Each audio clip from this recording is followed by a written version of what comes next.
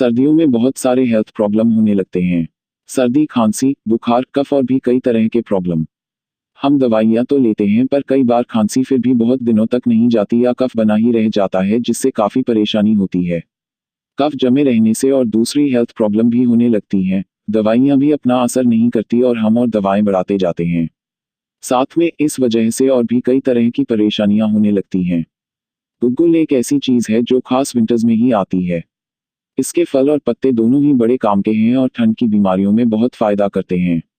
ये काफ़ी पुराने समय से यूज में लाया जा रहा है और आयुर्वेद में बहुत सारी दवाओं में काम आता है। ये किसी भी दुकान पर आसानी से मिल जाता है और ज़्यादा महंगा भी नहीं है। कॉमन बीमारियों के इलाज और दवाइयों में हम जितना खर्च कर देते हैं वो हम बचा सकते हैं अगर ये एक छो चीज़ यूज़ कर लें।